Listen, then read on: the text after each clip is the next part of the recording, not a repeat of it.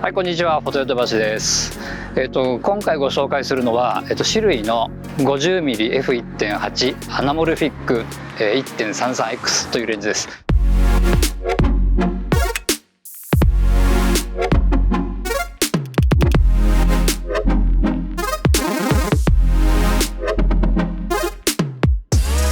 シルイっていうのは雲台で有名ですけれども、こんな面白いレンズも出しているのでちょっと紹介します。これ APS-C 用の、レンズになるんですけれども、APS-C 用の 50mm としてはちょっと大きくて、重さもかなりずっしりしてます。でその訳はですね、ちょっと前から見てもらうと分かるんですけれども、楕円形をしてるんですね。でこれがその秘密でして、これどんなレンズかっていうと、横幅を 1.33 倍に伸ばして、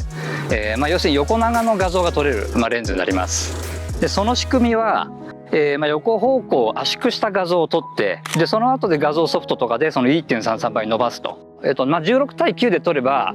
縦横の比が 2.4 対1になります。でこの実は縦横比っていうのが何かっていうと、映画館で見る、映画のサイズなんですね。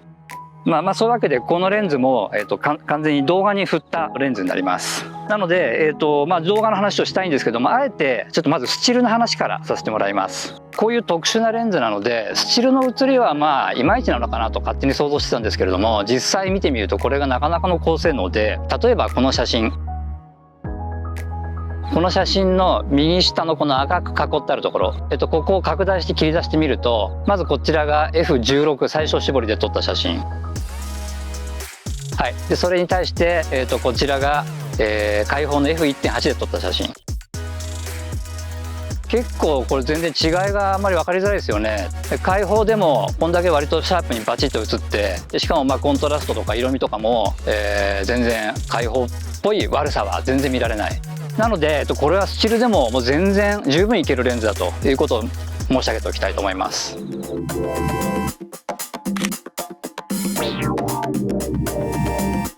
そしていよいよ動画です。スチールでこのレンズの基本性能が高いことは分かったので、動画が悪いはずはありません。なので写りがどうとか、性能がどうとかって話はもう一旦ここで置いといて、このレンズを使ってどう遊ぶかを考えてみたいと思います。私がこのレンズを手にしてまず最初に思い浮かんだのは、映画ごっこ。これで映画ごっこができるなということで、せっかくシネマサイズの映像で撮れるので、ただの記録っていうところから一歩突っ込んで作品作り、みたいなところを見たら面白いんじゃないかなと思います。とは言ってもそんなに立派なことをする必要は全然なくて、例えば、お友達とかご家族で簡単な脚本を書いて5分とか10分ぐらいの短いちょっとした作品を撮ってみる。演技が下手くそでも、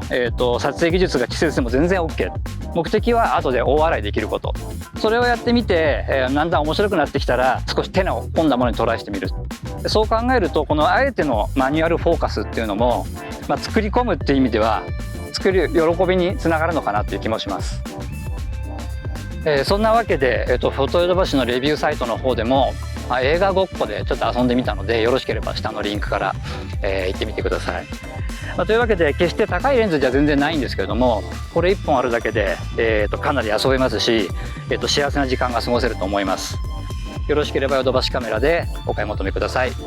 どうぞよろしくお願いします。以上、シルイ 50mmF1.8、アナモルフィック 1.33X のご紹介でした。